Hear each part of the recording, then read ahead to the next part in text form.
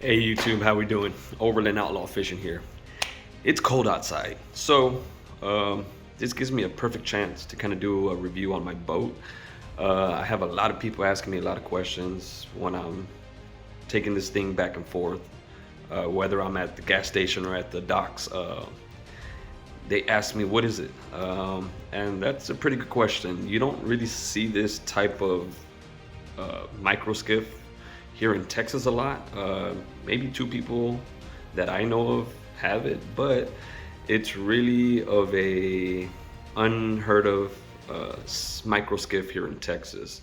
This thing is out of Florida, so it's not really popular here, but for the people that like to solo fish and stuff like that, this would be perfect. So I'm not gonna take too much time. I'm just gonna do a real quick review from front to back on what I have on it and how much it cost. And alrighty guys, so this is my Bote Rover.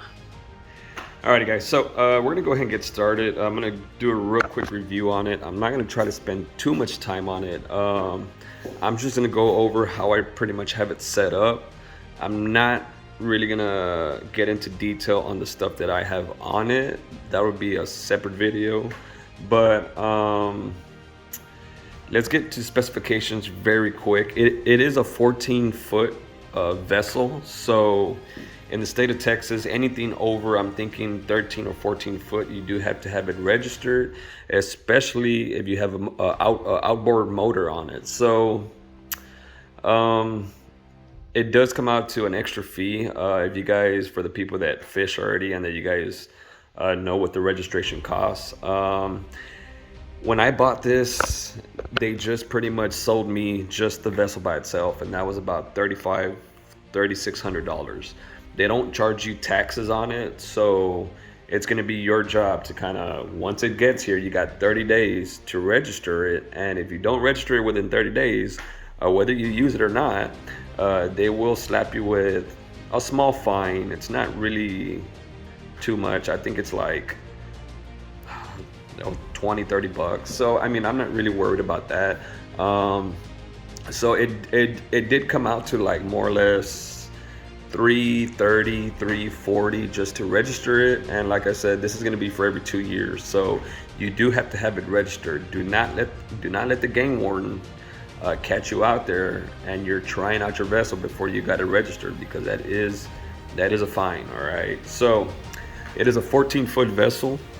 It is a little bit over 3 feet wide. So if you're asking the question, can you stand up on it? Yes, you can, and you can stand up on it very comfortable. It does not shift side to side. Even if you were to stand up on this little ledge right here, it's very hard to flip this thing over. All right, the way it's designed, it has more of a pointier front to where it'll kind of just slice through those waves. But as the further you get back, it's just more of a flat bottom to where it's kind of stable in the back. All right, so remember, it's a 14-foot vessel. If you feel like this could fit behind your truck, depending on what type of truck you have. I have a Jeep Gladiator and I have a very short bed, and on top of that, I already have stuff that I put behind my truck bed, so it doesn't really fit on the back of it. Even if it did fit in the back of it, I really wouldn't want to be having trouble to load it and unload it. So if you could find yourself a trailer for this thing, I've heard people use trailers from Harbor Freight. I'm not really too familiar with those. I don't know out of what type of metal they're made out of. But if you could find yourself either a yacht club or a magic tilt trailer, these are pretty much made for micro skiffs, john boats, stuff like that. So I had to go all the way to Waco to find me a trailer.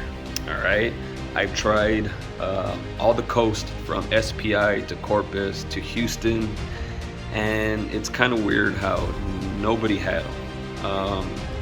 So I looked online, and there was an actual place in Waco, Texas that does sell magic tilts and they sell yacht club trailers. If you're not in the market for a trailer, this was, I mean, it is an extra cost, but it's gonna make your life a little bit easier. All right, now this is a galvanized trailer. All right, you could put this in the water countless times and it will not rust up on you. So that's kind of the price that I paid, was $1,600 for a trailer like this. But like I said, it's worth the money. Everything comes galvanized to where, if you guys know saltwater could be very, very, it could destroy a lot of your stuff, from your gear to your trailer, if you guys don't properly wash it, motor, all that stuff. So salt water is a tricky thing to kind of deal with. So if you're the type that you do not want to have a trailer for it, they do sell, it's like a wheel rack.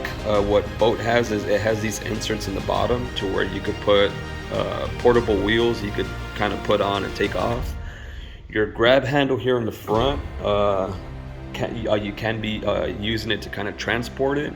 I use it just to kind of hook it onto my trailer. So I know eventually this might come loose, but I'm just trying to take real good care of it because I do not want that to break off. I've seen people kind of fix it up to where it doesn't really kind of get destroyed anymore. So I'm just, I'm not gonna jinx myself, all right? So from the front to back, it does, remember guys, this is a micro skiff. It's half paddleboard, half boat. So it does come with the features of a paddleboard. And like I said, this could get you into about 6 inches of water. So even without the motor, stuff like that, it does come with your paddle, your board, and just your rack, all right? Nothing else comes with it. So not this, and of course anything else that you see. What you get is just the boat, the paddle, and of course your rack for your motor. All right, so it already comes with an insert that if you feel like you want to get into those shallow areas, don't want to scare the fish, especially with your motor, you could paddle yourself into about 6 to 7 inches of water. And that is very shallow. For people that like to get into shallow, that is very shallow. So that's a good thing. It does have, of course, inserts for different types of things. You could even put, if you want extra rod holders, stuff like that.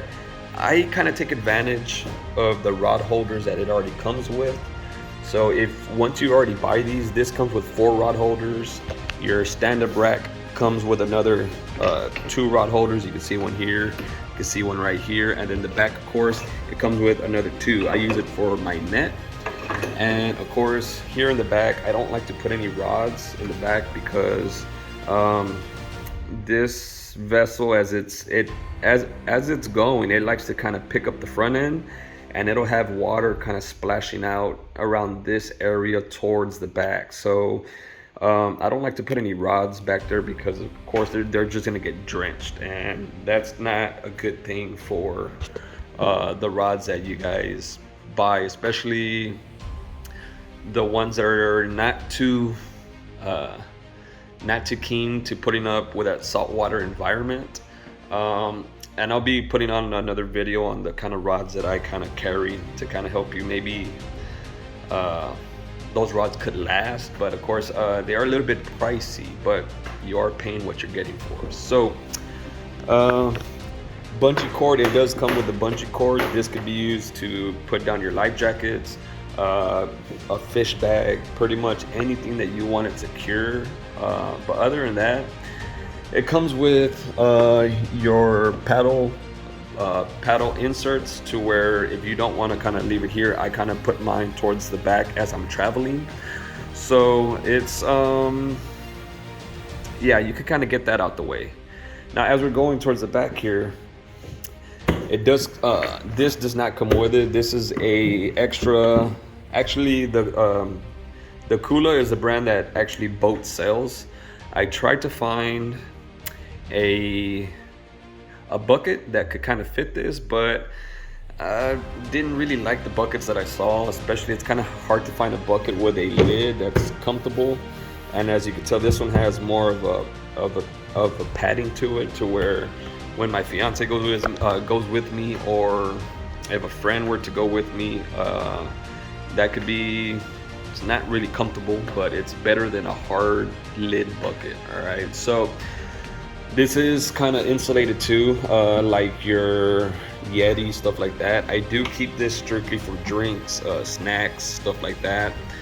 One thing about me, I don't like to take a lot of snacks. Of course, I don't really feel like I'm gonna be out there too long to where I'm gonna need a meal out there. So I do keep that for especially just water, drinks, stuff like that. Now, you can secure it, of course. It comes with your little straps to kind of weigh it down as you're traveling. I've seen a lot of people, or as I'm traveling, you see a lot of things fly off boats, from nets to buckets to your live well for bait. Everything flies off your boat. So if you could kind of strap it down, it'll make your life a little bit easier. It's gonna give you that peace of mind that if you're traveling from here to there, you know everything is gonna be there when you get there. All right, so just be sure to kind of strap everything down. And as how I have everything is pretty much secure. This is the way I transport it. I don't put the only thing I put behind my truck is my bucket, my anchor, and of course my gas tank. I don't want my gas tank to be kind of in case if I were to hit a bump, I don't want that to be splashing up all over the place.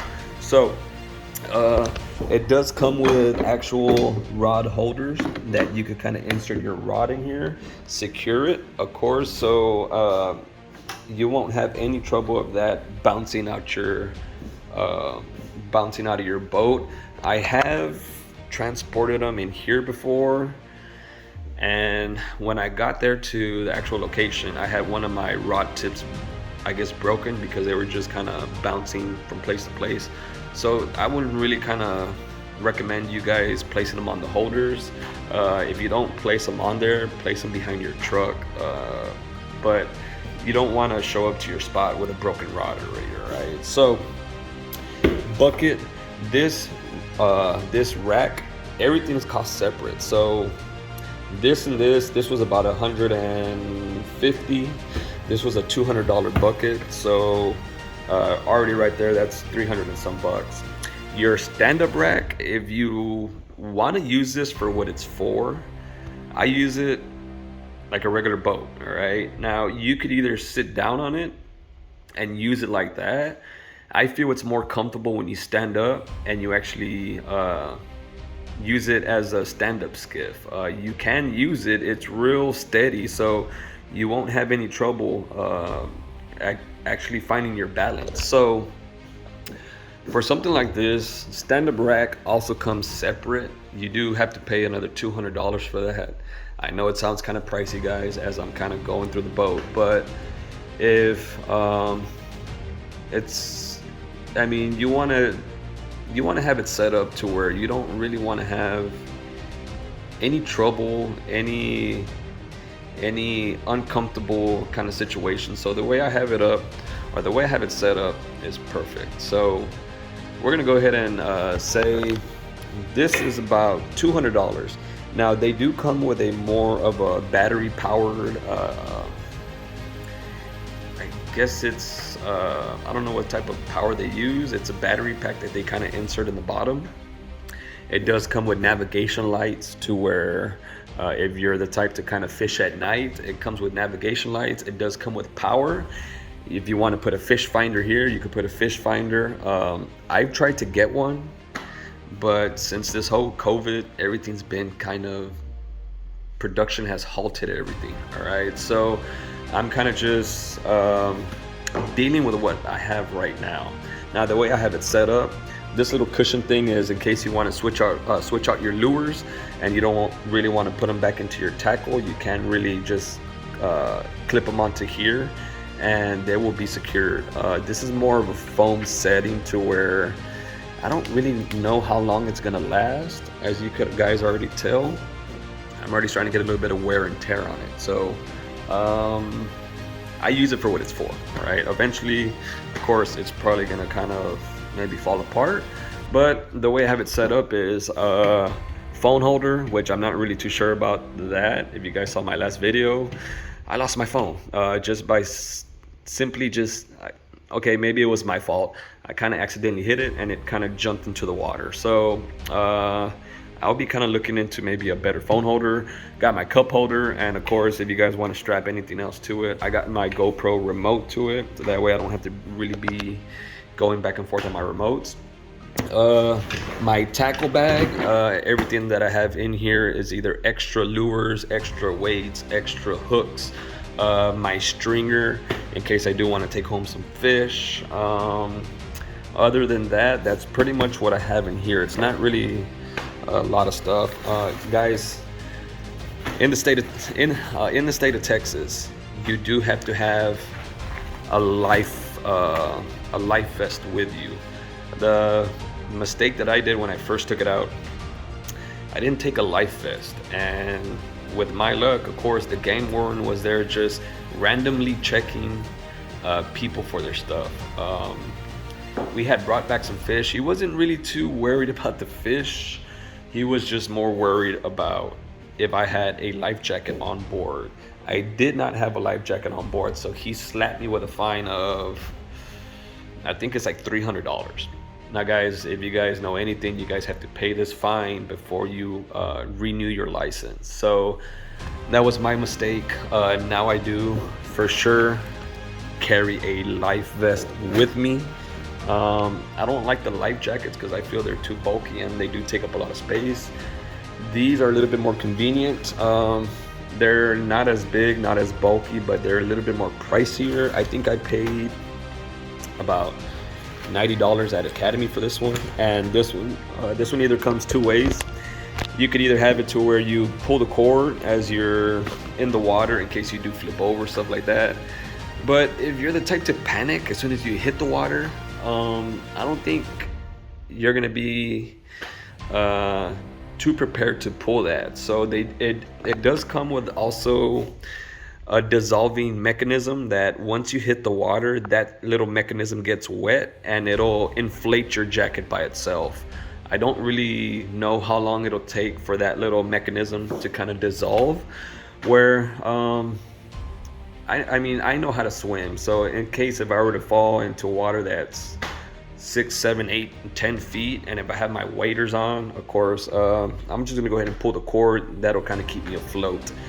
Other than that, my tackle, I do have it secured here, of course. Everything that I have here, I do not take off as I'm traveling, so everything's secured here. I have my lures, extra bait, not extra bait, my extra weights, hooks, jig heads, everything that I'm going to use to be kind of fishing, either with plastics or bottom fishing. I do have it here. And of course, all my little inserts, I hold pliers, my fish grips. On the padding on this, it's more of a rubber cushion padding to where it's not going to take a lot of strain on your feet, especially if you're hitting those waves. This does come with, and I don't really like why they would put this here, but it does come with, you could either put your keys in here. It's a little holder. I've never really used it for what it's for. Of course, it has water, so I never really use it. They say it's like a cup holder, but of course, with all the places that I go to, this is gonna get drenched of water. So I'm not really too worried about putting anything in there.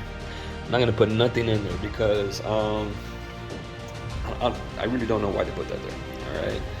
Now, my ice chest. This is the ice chest that I don't use it for anything cold. If you guys know Yeti, it's kind of expensive. Would I buy another Yeti again? No, for the reason being is I think it's just like any other ice chest. And I might have people here saying the Yetis are the best. I think you're just buying the name brand. Other than that, we tried it our first day when I bought it. The main reason why I bought it was because it kind of matches my boat. Other than that, there would be no reason for me to buy a $300 ice chest. So first day we got it, we filled it up with ice, and the ice was pretty much melted on the second day. So do I use it for anything other than my gear? No, I feel like it's pointless to be putting ice in there as I'm going out. It's gonna melt either way. So the main thing that I kind of keep in here is, of course, all my gear, from all the stuff that you see over here, from speakers to GoPros, my camera, my other GoPro, to my batteries for my drone itself. Everything goes into here. Now I just have a peace of mind that in case if I were to flip over, anything like that, this should keep it dry. Now, have I tried it before? No, but I just hope and pray that if I do flip over one of these days, that's gonna keep all my gear dry. And you could already tell I have about a good, maybe close to like $3,000 of just gear that I take. So I don't want to get this wet. I've already lost a drone, so I'm not really too prepared to buy another one. So everything that I have in here is, of course, my casting net, gloves, my rope for the anchor, fishing license, fishing registration, the boat registration, everything here. I got extra line, GoPro equipment, all my chest holder, and my head mount, and then of course koozies. Guys, if you know anything about South Texas, we have a lot of stingrays, and all these stingrays, they like to bite, especially if you don't know how to act around them. If you were to step on them, first reaction of a stingray, of course, is they're gonna get you. They're gonna poke you with their tails. So if you're the type that like to go out there wading, especially in chest deep water where you can't really see the bottom, I would suggest you either get some boots that have ray guards already on them, or if not, you could buy these ray guards. They're about $25-30 at Academy. I don't really use them all the time. I like to wade in about a water that's about 2 to 3 feet deep, maybe about more in the 2 feet, where you can actually kind of see the bottom. Now sometimes you got that murky water to where you're not really sure what's down there. Guys, the main thing, if you're going to be wading, always slide your feet. Never pick up your feet and walk in the water, just in case if you were to step on a stingray, that's gonna hurt. All right, so like I said, everything that I have in here is, of course, stuff that I do want to keep dry. Main thing, guys, remember, take a pin. You always got to take a pin in case you catch that monster and you don't have anything to kind of fill out your little oversized tag. That's another fine. Do not show up to the boat ramp with a 32-inch red with no tag on it because you don't have a pin. According to the Texas game wardens, that's a fine right there. Okay, you already have to have everything prepared before you reach the dock. All right, so just like I said, everything that I have in here is stuff that I do want to keep dry. So that's mainly what it's used for. It is an overrated storage, but remember, Yeti, you're just buying the name brand, period. All right, so once we get to the back here, we do got my live well. This, I don't really, when I hook this onto the truck, this is the only thing that I put in the back. This and this I put in the back because I don't want it to be kind of jumping up, with the bumps on the road, stuff like that. So this, I place it in the back, but this is, perfect for, I've seen a little bit more live wells that are a little bit bigger, that last longer. But like I said, I have limited space on my boat here. So this would be good enough for, a quart of shrimp, a couple of live mullets, stuff like that. Other than that, the motor, and I'll get to this right now. The motor, it's a 4-stroke Mercury 8 horsepower motor. I have not had any trouble with it yet. if you take care of it, if you flush it the way you're supposed to flush it, it'll be working beautifully for the time that you take care of it. You do have to kind of service it maybe once a year, and I think it's about that time I take it back to Bass Pro Shop to kind of get it serviced. But other than that, it is an 8 horsepower. I weigh about 145, so with that 8 horsepower, it'll get me up to a little bit under 20 miles an hour on the water. So I've seen people that do have the Rover, and I've seen a person with a 15 horsepower on there. Now, like I said, the heavier you are, if you're 200 pounds, 180 pounds, you do want something that's maybe going to be a little bit more powerful for you. I think an 8 horsepower, it's good enough for me. I don't really plan on putting on a bigger motor because it's already paid for, of course. I don't really want to put another expense, but that cost me about $2,200 at Bass Pro Shop. And please, guys, do get the warranty. It's about an extra, I think, $200, but it gives you the peace of mind in case if anything were to break, it doesn't turn on, anything like that. You take it back to Bass Pro Shop, and they'll go ahead and fix it for you. All right. So, is it worth the money? Yes. I've seen people use other outboard motors, Yamaha. There's one that Bote does sell with it. It starts with an H. It's Idea, or I don't really know how to pronounce it. It's more of a motor that's real popular, like in Asia, stuff like that. And I've never really heard of anything good of it over here. Now, does it work? Is it a working motor? Yes. I just wanted to buy something that's more. Now, remember, you do want to buy a motor that is consistent. All right. I have not heard anything bad about Mercury. On the boat that I used to have with my dad, we had a Yamaha on there, which was never really had any trouble with it as long as you maintained it, you serviced it, stuff like that. But other than that, get you something that's going to be more reliable out there in the water.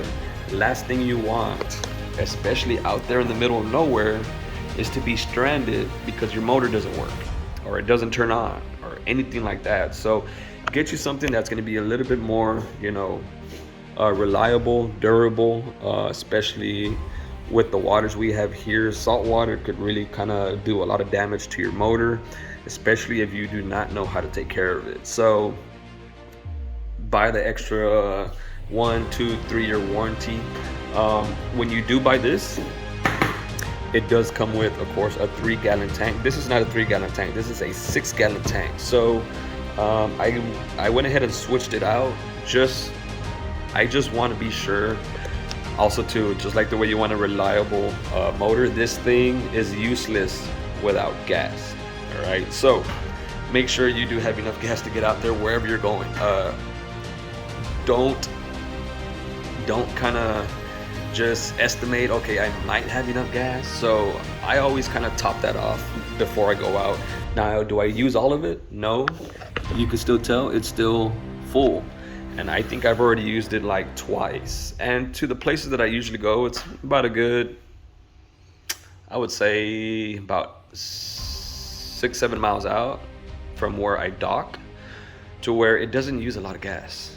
All right. And pretty much the last couple things is, of course, if you're the type that you like to wade and you don't want this thing kind of floating away from you, I have tried anchors that are made for kayaks, but those are not strong enough. I bought one the first time, didn't work, so I threw it away, and I really had to go get myself more of a heavy duty anchor. This will stop your boat in its tracks. As soon as you toss it into the water, it's not going to float away. It's not going to have trouble catching into the sand or the grass wherever you're at. But other than that, yeah, you have to get yourself more of a smaller anchor used for small boats, or just do not buy a kayak anchor, because that kayak anchor is pretty much useless for the weight of this boat. Other than that, the way I have it strapped down is I have them strapped down with these straps that I do kind of strap onto the trailer and up into my rack. Of course, I do have the same thing in the back. I don't want this thing kind of shifting on me, stuff like that. So this is my review, guys. If you guys have any questions, any comments or stuff like that, you guys can kind of leave them down in the comments below, and once I have time I will kind of get to them. I have a lot of people on my Facebook Bote Rover page that ask a lot of questions on either what type of trailer to get for a Bote Rover. And guys, let me just say something. This setup that I have here, the trailer, the motor, the stand-up rack, the bucket, everything that you see on here, you're looking at about a good $9,000. Now, I've also noticed if you are not a fisherman, like let's say you bought it just because maybe you want to try out fishing, stuff like that, this boat's not for you. All right, I use this thing quite a bit. I almost use it. If I could use it every week, I would probably use it every week. But I see a lot of people spending a lot of money on this thing, and then they end up selling it for about a good $4,000 because it's just taking up space. They don't use it. They would rather have something else. So guys, just be prepared. Look into it. Do some research. If you feel like this is not for you, of course, they have other options. John boats.